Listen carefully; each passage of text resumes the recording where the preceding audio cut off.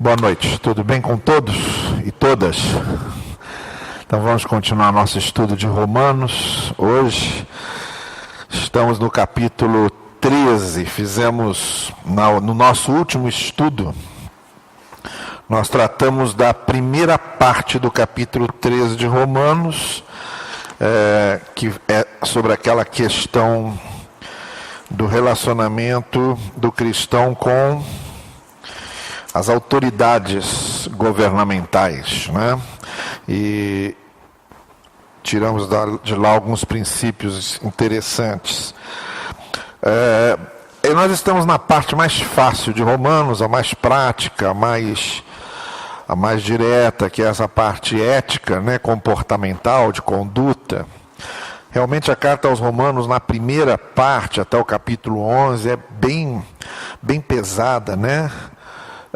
Por isso que eu imagino que a congregação da igreja de Roma era uma congregação muito especial, porque Paulo carregou mesmo nessa primeira parte de Romano nas suas reflexões doutrinárias, teológicas, e foi muito profundo.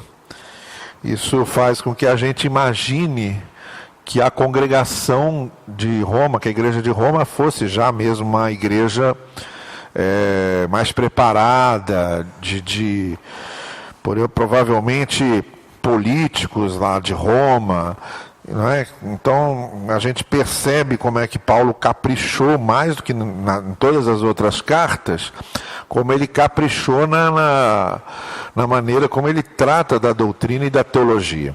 Mas agora, passada aquela primeira parte mais doutrinária, mais pesada, mais árida, a gente chega nessa parte mais prática, que ele começa falando do amor, do convívio em amor, e falou, como nós vimos na quarta-feira anterior, aí do nosso último estudo, falou do relacionamento do cristão com as autoridades e tal. Agora ele vai falar sobre questões também muito concretas, muito diretas, e que tem a ver com o nosso dia a dia, no nosso relacionamento com as pessoas, nossos costumes, nossas visões diferentes de que é certo e do que é errado, e vai estabelecer aqui, junto com o princípio do amor, que ele já havia estabelecido antes, no capítulo 12, né?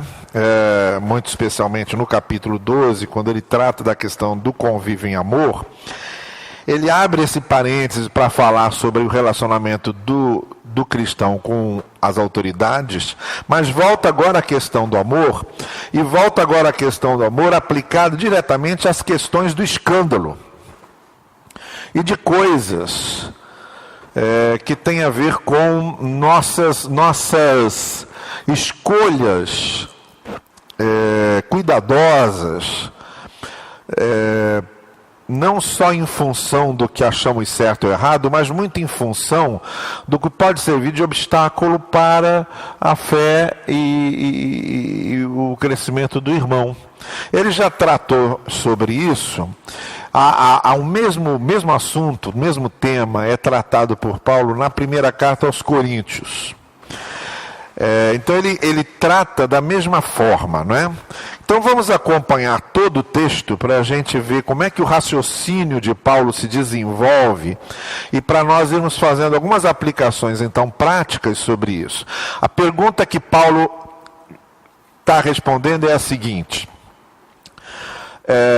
como é que eu devo me comportar diante daquelas coisas que realmente não são erradas, não são essencialmente erradas, mas se tornam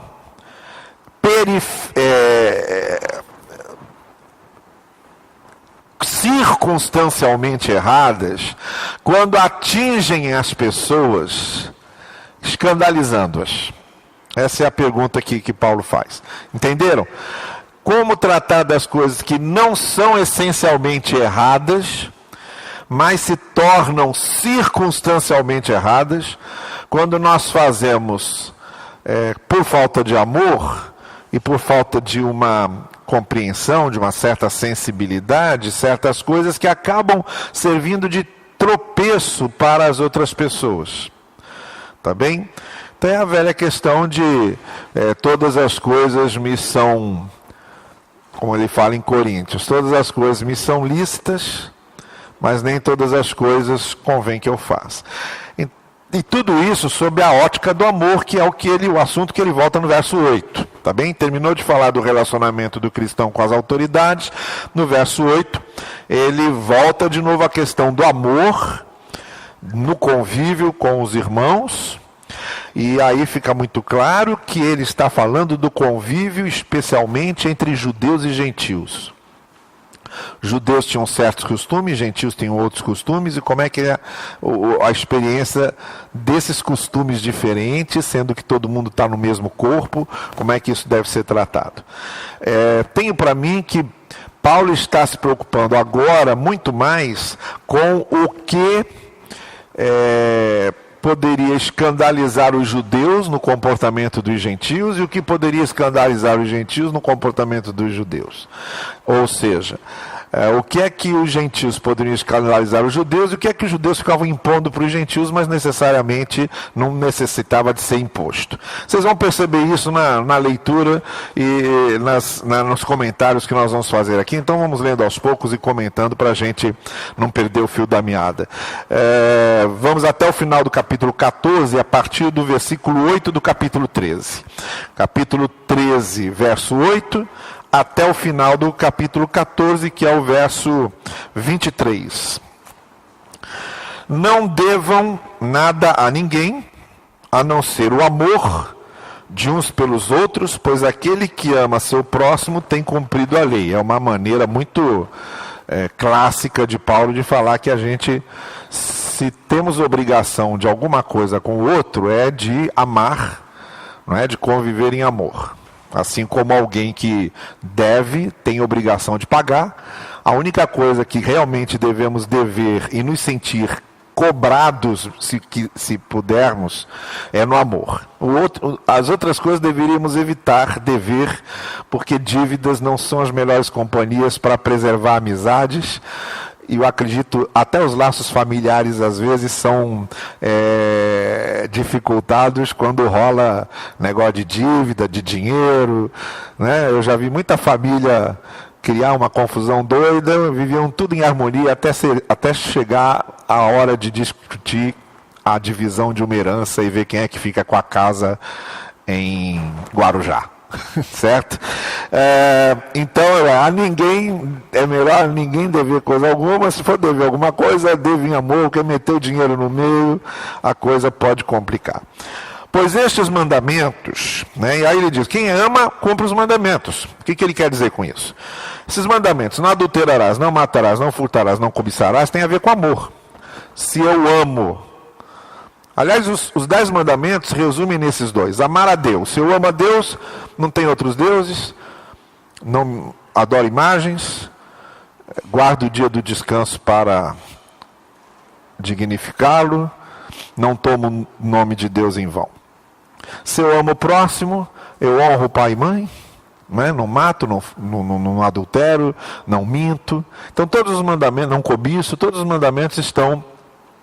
não roubo, todos os mandamentos estão em volta da questão do amor. Então ele diz, os mandamentos, não adulterarás, não matarás, não furtarás, não cobiçarás, qualquer outro mandamento, todos se resumem nesse preceito, ame o seu próximo como a si mesmo.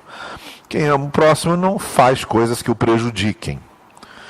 O amor não pratica o mal contra o próximo. Essa é a grande tese que ele vai trabalhar agora. O nosso princípio norteador deve ser o amor, porque o amor não prejudica o outro. O grande critério do amor, o grande critério da vida, nas opções que fazemos e naquilo que desejamos fazer, tem que passar pelo filtro, pelo critério do amor. Então, porque o amor não pratica o mal contra o próximo. Porque o amor é o cumprimento da lei. Então vamos lá. Façam isso compreendendo o tempo em que vivemos. Tempos difíceis, ele já descreveu esses tempos lá no primeiro capítulo. As coisas horrorosas que aconteciam lá na sociedade greco-romana. Não é? Chegou a hora de vocês despertarem do sono, porque agora nossa salvação está mais próxima do que quando cremos. Isto é, nós estamos muito mais perto de estar com Cristo hoje do que no dia em que nos convertemos. Ou Cristo está muito mais perto de voltar do que antes, não é? É importante nós lembrarmos que nesse tempo em que o Novo Testamento estava sendo escrito, havia uma expectativa pela volta próxima de Cristo, de que ele voltaria logo, né? Que ele foi, os discípulos inclusive ficaram olhando para cima quando ele subiu, na expectativa de ele descesse imediatamente depois. Tanto que os anjos, lá no início de Atos a gente vê isso, tanto que os anjos tiveram que dizer para eles: olha, ele não vai vir agora, permaneçam pregando, voltem lá para vocês fazerem o que precisam fazer. E aí no verso 12, a noite está quase acabando, o dia logo vem. A noite dessas coisas mais terríveis está acabando, porque quando Cristo voltar, dará um fim em tudo isso. Portanto, deixemos de lado as obras das trevas e revistamos da armadura da luz. Isso quer dizer, quando vivemos em amor, nós estamos optando pela luz e abrindo mão das trevas. Comportemo-nos com decência, como quem age à luz do dia, não em orgias ou bebedeiras, não em imoralidade sexual e depravação, não em desavença e inveja. Não é? Então essas são as características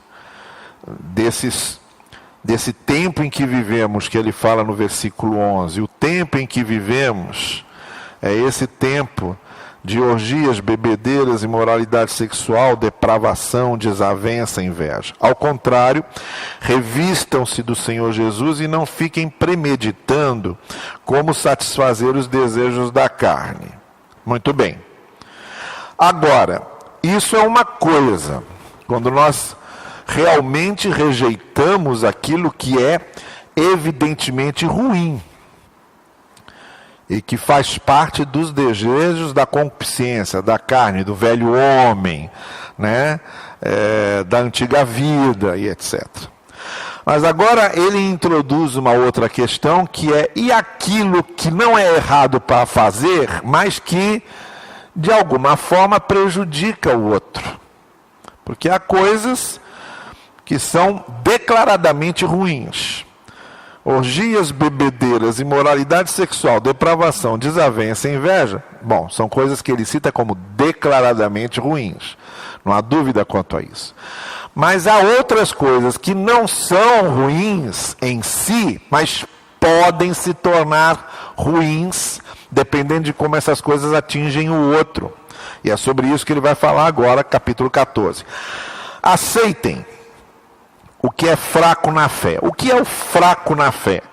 Uma outra palavra para o fraco na fé é a palavra imaturo. O imaturo na fé. Aquele que não entende direito as coisas, que se escandaliza com qualquer coisa, que tropeça em qualquer coisa, que não desenvolveu a compreensão mais madura. Esse é o fraco na fé, isto é, qualquer coisa pode abalar. Está mais para aquela parábola do semeador, da semente que ou cai entre espinhos e o espinho sufoca, ou não cria raízes suficiente para se manter. Vocês sabem que uma árvore só cresce quanto mais as raízes se aprofundam. As raízes não se aprofundam, a árvore cai. É o que acontece com o fraco na fé.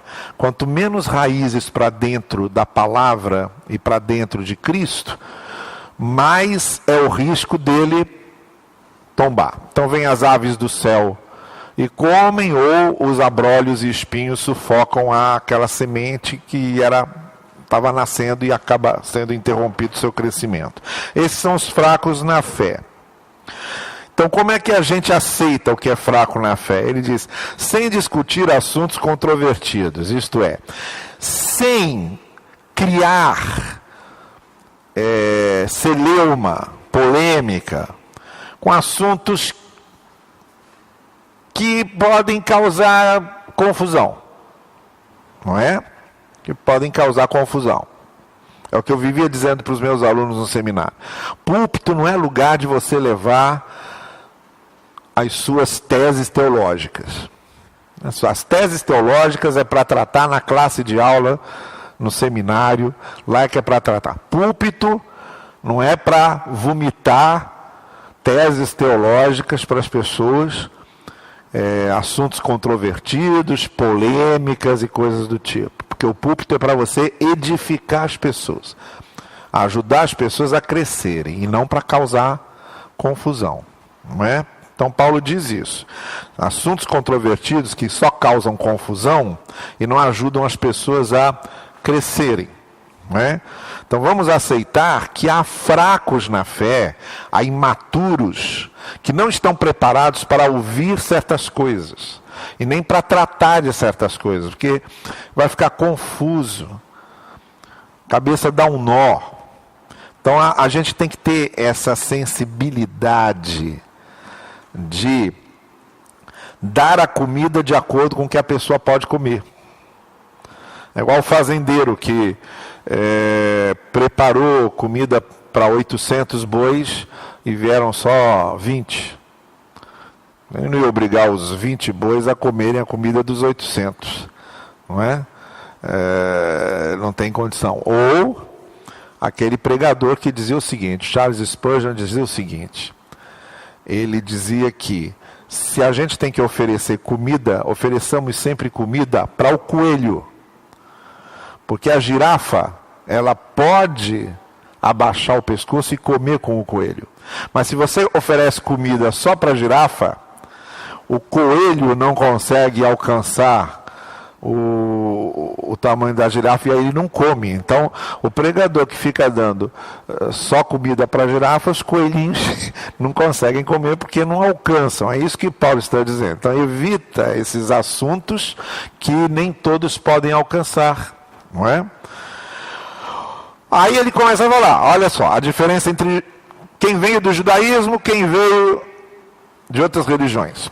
Todo mundo é cristão agora. Você tem cristãos que eram judeus e cristãos que são gentios. Cristãos que são judeus, que o judeu não deixa de ser judeu. Cristãos que são judeus e cristãos que são gentios. Vieram de tradição diferente. Então trouxeram as marcas dessa tradição diferente com eles. Então um crê que pode comer de tudo. Gentios. Nós. Né? Com exceção de quem tem diabetes, né? E não pode comer de tudo, trata de saúde e não pode comer de tudo. Normalmente, nós gentios não temos problema com comida. Já outro cuja fé é fraca, come apenas alimentos vegetais. Esse é o vegetariano. Vegetariano é fé fraca. Não, ele está falando dos judeus.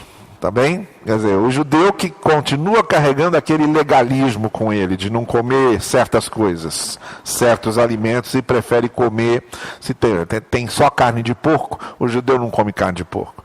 Então ele vai comer só os vegetais, só aquilo que não é carne de porco, porque a tradição alimentar dele impede. Aquele que come de tudo, o gentil, que não tem problema com animais impuros, não deve desprezar o que não come. Agora eles são irmãos em Cristo, então tem que respeitar. O cara é judeu, se converteu à fé cristã, mas ele traz consigo algumas coisas que fazem parte da sua alma judaica. Então ele prefere. Não. O judeu tem muito disso, né? Comida kosher, por exemplo, né? Tem muito dessa coisa. Comida kosher, a carne de boi, por exemplo, tem que ser de um boi que não morra sofrendo. Então, quando o judeu vai comprar carne, ele vai em lojas que vendem comida kosher, quer dizer, é a certeza de que aquela carne veio de um boi que não morreu sofrendo, que morreu com uma punhalada. Bom, o boi nem percebeu que morreu, e não morre sofrendo. Outra coisa que o judeu não faz é tomar leite depois de comer carne, ou comer ovo com carne de frango. Sabe por quê? Porque o princípio diz o seguinte: é indecente você comer a carne da vaca e ao mesmo tempo tomar o leite que ela produz para alimentar seu bezerro.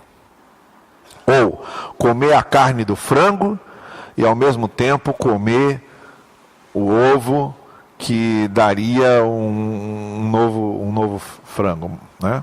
Então tem essas coisas que fazem parte do ritual alimentar do judeu, né? Então aí isso é alguma coisa que a gente percebe que eles levam muito a sério, e todos aqueles alimentos que eles não comem. Então o que não tem nada disso, se você gosta de comer um ovo frito com uma coxa de galinha, tudo bem, mas você não vai agora ficar, como ele diz aqui, desprezando, coitado, né, cheio de melindres para comer. Não. Aquele que come de tudo não deve desprezar o que não come, e aquele que não come de tudo não deve condenar aquele que come, pois Deus o aceitou. Quer dizer, ao mesmo tempo, os judeus não podiam condenar os gentios que não tinham os mesmos costumes deles. Então, por quê? Até porque o Evangelho de Marcos diz que Cristo mesmo permitiu que os discípulos comessem determinadas coisas. No capítulo 7, quando os fariseus criticam Cristo, ele vem com aquela máxima que ele diz: o que contamina o homem não é o que entra pela boca, mas o que sai da boca. E aí Marcos, lá no capítulo 7, abre um parênteses, e assim Jesus tornou santos todos os alimentos. Quer dizer, ali Jesus teria dito, não ligo para esse negócio do que pode comer e o que não pode. Mas a gente sabe que os cristãos judeus continuaram com certas dificuldades por causa da sua tradição. Então, por isso mesmo, Paulo diz, não devem condenar quem come esse tipo de coisa, né? Quem é você para julgar o servo alheio, e para o seu senhor que ele está em pé ou cai? É o Senhor que julga. E ficará em pé, pois o Senhor é capaz de o sustentar. Então, deixe Deus trabalhar com o coração dele, e a gente não se envolve nisso para evitar problemas. Agora ele é mais específico. Há quem considere um dia mais sagrado que o outro. Qual era o dia que os judeus consideravam, ou consideram ainda, mais sagrado que os outros? Sábado, Shabá, não é? E há quem considere iguais todos os dias. É o que eu costumo falar dos adventistas, né? Uma vez eu conversando com um adventista, disse para ele: o que me incomoda em vocês é vocês dependerem do sábado para terem comunhão com Deus. Eu falei: não, mas não é assim também não. Eu falei: é. Eu vou dizer, se a gente entrasse numa ditadura contra qualquer tipo de religiosidade e baixassem uma lei dizendo: é proibido as igrejas funcionarem nos domingos, no domingo ninguém mais pode cultuar, para mim não ia fazer diferença nenhuma, porque o domingo para mim não é um dia sagrado. O domingo não é um novo sábado, o domingo não é um Shabá.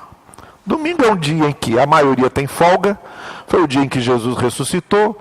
Então, porque a maioria tem folga e Jesus ressuscitou no domingo, a gente elegeu o domingo como o dia em que nos reunimos para adorar.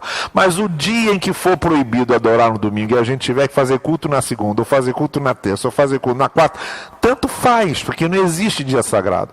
Agora, vocês, se proibirem o sábado, vocês entram em parafuso.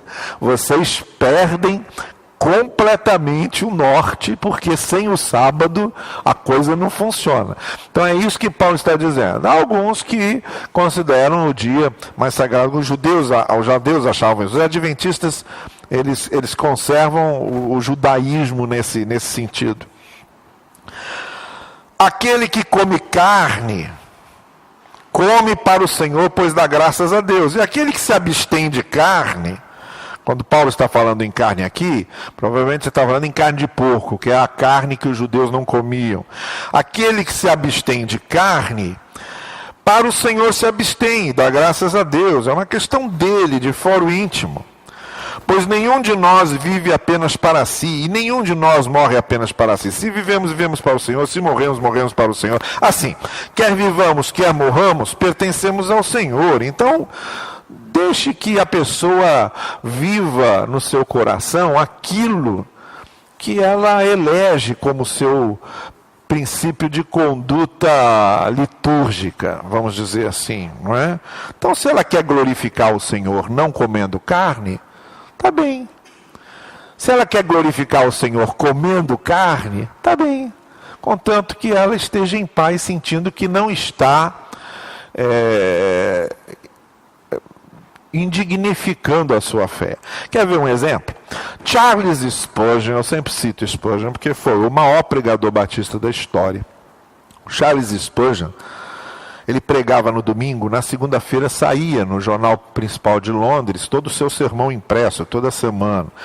Charles Spurgeon tem umas coisas assim fantásticas. Tinha o Tabernáculo Batista, que cabia 5.000 pessoas lá em Londres, e era um pregador respeitado até o fundo da alma. E era um homem assim abençoado. Quando ele estava construindo o Tabernáculo Batista, ele foi experimentar a sonoridade, porque não tinha microfone, né? Século XIX, tinha que ter uma certa sonoridade. E ele foi experimentar a sonoridade do local, e aí recitou João 3,16. O carinha que estava em cima do andaime, terminando de pintar o canto ali ouviu aquilo, ficou fascinado, desceu e foi perguntar para ele como é que ele aceitava esse Cristo, o que esse Cristo podia fazer para ele. Então o Spurgeon tinha uns negócios assim, sabe? Agora, Spurgeon fumava charuto, era um fumador de charuto. Século XIX, você não tinha ainda não havia compreensão exata do mal que o tabaco fazia. Então, quando Spurgeon terminava o culto e terminava de pregar, e tinha aquele monte de conversão e etc., ele se despedia da congregação e aí dizia: agora eu vou para o meu gabinete fumar um charuto para a glória de Deus. E ele entrava no seu gabinete, acendia o seu charuto, provavelmente cubano, não é? Talvez um Monte Cristo, e Monte Cristo porque um nome similar a Cristo, e acendia ali o seu charuto. Vocês sabem que o charuto ele leva mais ou menos o que... Vocês sabem, não? Eu também não sabia, mas fiquei sabendo. Ele leva coisa de 40, 50 minutos, quer dizer, o charuto, a pessoa não fuma como um cigarro, assim, fuma no momento em que ela tem ali para se sentar, fica refletindo. Aí, o Spurgeon, inclusive, ele tinha um código de charuto, como aproveitar melhor o seu charuto. Aí, um dos tópicos, ele ensinava como acender o charuto, né? E aí uma das coisas é: aproveite o seu charuto refletindo sobre a palavra. Ele abria a Bíblia, ficava estudando o texto bíblico e fumando charuto, né? Aí quando ele via um negócio interessante, alguém estava perto dele, aí ele com o charuto fazia assim: olha aqui esse versículo aqui, né? Então mas naquele tempo ninguém se escandalizava com isso, porque era um tempo em que ninguém ainda sabia o mal que o charuto fazia, né? Que o tabaco fazia. A gente hoje tem até, e não é preciso ir muito longe não, a gente foi ao Egito, Eli estava comigo lá, e o nosso guia turístico lá do Egito ficou surpreso, porque eles fumam demais no Egito, e não fumam cigarro não, eles fumam narguilé, que é aquele negócio que é extremamente nocivo, né? Causa até câncer de boca. o nosso guia ficou surpreso quando a Jussara disse que a medicina já provou que um dos maiores causadores de câncer é cigarro. Ele não sabia, nunca tinha ouvido falar. O guia nosso turístico lá do Egito, né? Então, se hoje em dia ainda muitas pessoas não sabem disso, no século XIX, na Inglaterra, não era... Tem até a história do Moody. O Moody trabalhava nos Estados Unidos, já não era Inglaterra. Nos Estados Unidos você tinha muitos plantadores de fumo. Muitos batistas eram plantadores de fumo no século XIX, vendiam fumo.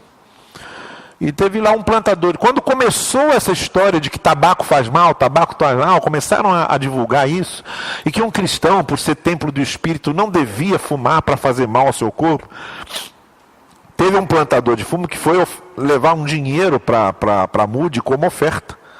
Olha lá, esse ano eu fiz a maior venda de tabaco que eu fiz na vida. E eu queria trazer aqui, olha, minha oferta é uma parte do que eu vejo agora. Eu estou em dúvida, porque eu andei lendo que o tabaco é coisa do diabo e faz mal para o corpo.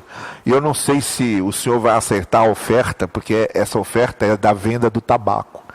Aí o Moody olhou para ele e falou: passa essa oferta para cá, meu irmão, que ele já trabalhou muito para o diabo, vai trabalhar para Deus agora um pouquinho, e ficou com a oferta. Agora, hoje em dia, a coisa é outra. Então, o Spurgeon, por exemplo, não escandalizava ninguém quando fumava charuto. Que não era uma questão. Entende? Hoje em dia, se eu subir no púlpito de Barão do Taquara e terminar o culto dizendo: agora eu vou para o meu gabinete fumar um charuto para a glória de Deus, eu acho que eu não continuo como pastor da igreja. Eu vou ter algum problema para permanecer aqui. Porque mudou a coisa.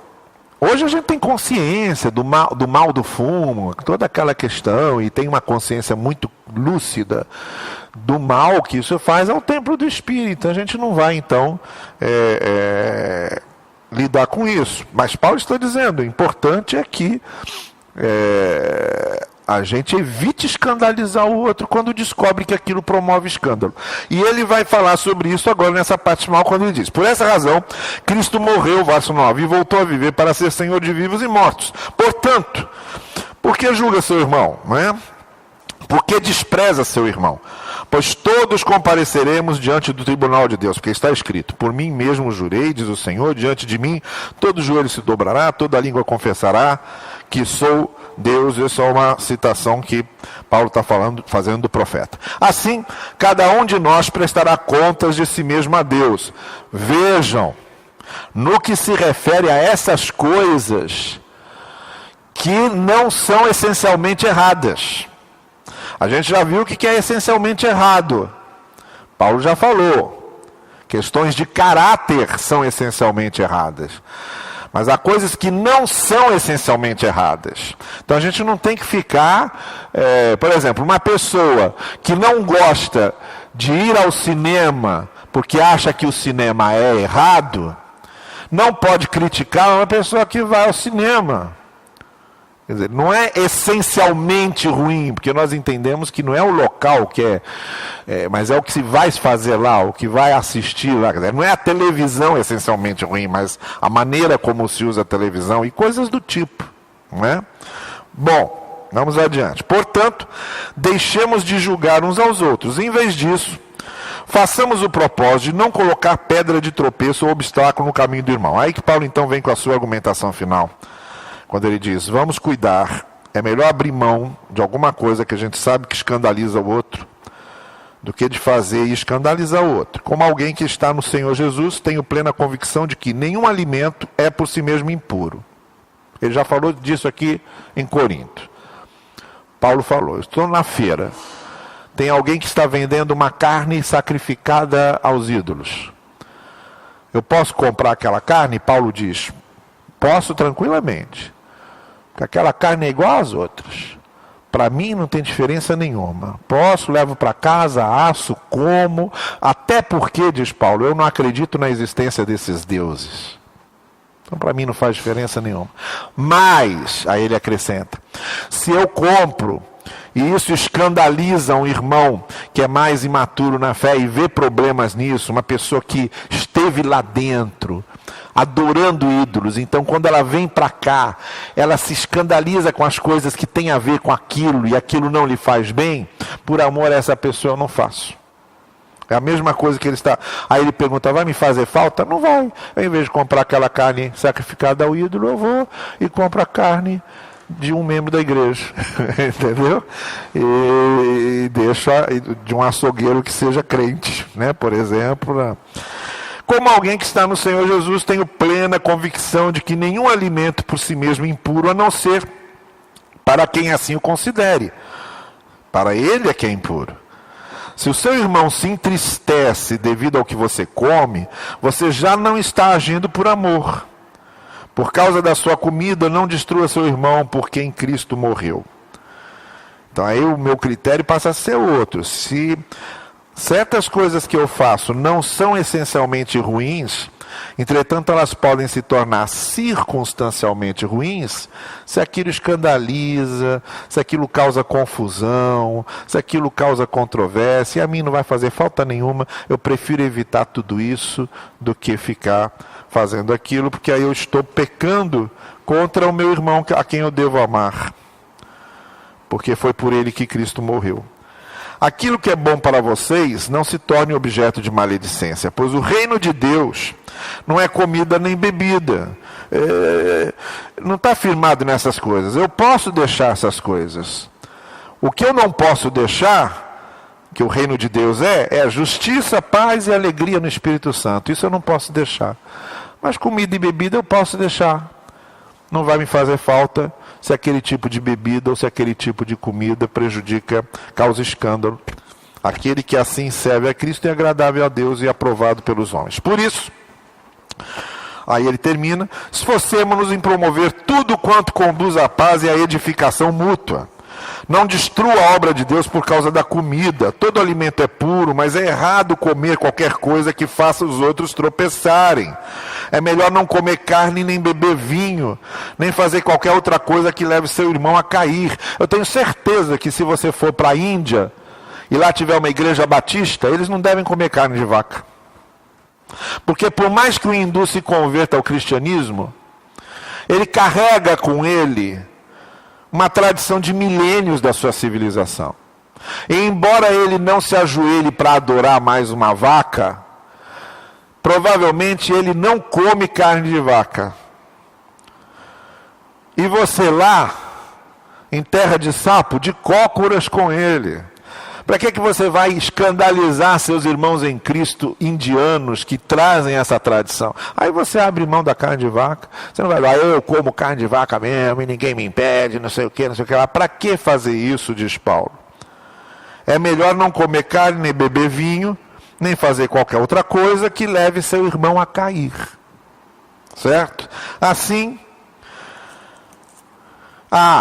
deixa eu contar uma coisa sobre Charles Spurgeon que é bonito. A tabacaria onde Spurgeon comprava charuto, colocou lá na frente um cartaz assim: nesta loja o reverendo Charles Spurgeon compra seus charutos, só para fazer propaganda da coisa. Ele deixou de comprar naquela loja, porque ele não gostou de como eles fizeram usando seu nome para isso.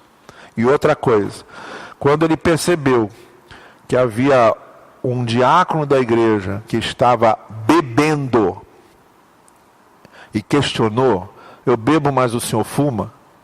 Então vamos ver qual de nós dois fica mais tempo sem fazer isso. Ficou 3 meses sem fumar charuto, o outro ficou 3 meses sem beber um copo de vinho. Mas aí não aguentou. Depois de 3 meses tomou um copo de vinho e Spurgeon ainda ficou mais 6 meses sem pegar um charuto. Quer dizer, há coisas que acabam falando mais alto do que os costumes, do que os prazeres, até do que a gente não vê nada de mal, demais. E quando está em jogo coisas que são muito mais importantes do que isso. É isso que Paulo diz. O reino de Deus não é comida nem bebida, mas é justiça, é amor, é alegria no Espírito Santo. Né? Assim, seja qual for o seu modo de crer a respeito dessas coisas, verso 22, que isso permaneça entre você e Deus. Viu? Tem coisas que para não escandalizar o outro, fica entre eu e Deus. Ninguém precisa saber. Estão entendendo? Estão entendendo? Seja qual for o seu modo de crer a respeito dessas coisas todas, que isso fique entre você e Deus. Se vai escandalizar alguém, fique entre você e Deus. Feliz é o homem que não se condena naquilo que aprova. Isto é, feliz é o homem que não se torna culpado por ter certos gostos que acabam escandalizando os outros. Mas aquele que tem dúvida é condenado a se comer porque não come com fé. E tudo que não provém da fé, ou de respeito à fé, é pecado. Versículo 15, no capítulo 15 ele ainda vai tratar de algumas outras coisas, mas vejam como ele está sendo muito prático, né? Muito objetivo com certas coisas. Eu acho que esses assuntos hoje são muito próprios, muito oportunos, muito atuais. Até porque hoje também a gente vive muito essa questão de o que escandaliza, o que não escandaliza, o que é certo, o que é errado, o que eu posso fazer, o que eu não posso. E o critério do apóstolo Paulo é sempre esse. Pode não ter mal nenhum, mas passa a ter mal quando prejudica o outro. Pode não ter mal nenhum, mas passa a ter mal quando enfraquece o outro, quando faz o outro tropeçar. Então é necessário ter muito cuidado na maneira como nós, até na maneira como nós escolhemos a forma de nos divertirmos, a forma de termos prazer. Temos que ter cuidado, porque o amor, diz Paulo, tem que acabar falando acima de tudo, né? Muito bem, vamos encerrar então o estudo de hoje. Quarta-feira próxima a gente está no capítulo 15, que é o último capítulo. Se vocês perceberam, o capítulo 16 é só uma lista de saudações que Paulo faz, uma série de nomes, então ele não é exatamente o nosso objeto de estudo, mas na quarta-feira próxima a gente fecha a carta aos Romanos, é o nosso último estudo de Romanos, encerrando aí essa turnê que fizemos. Aí vamos ter um recesso entre Natal e Ano Novo, e a partir de janeiro a gente recomeça aqui com uma outra série de estudos, tá bem?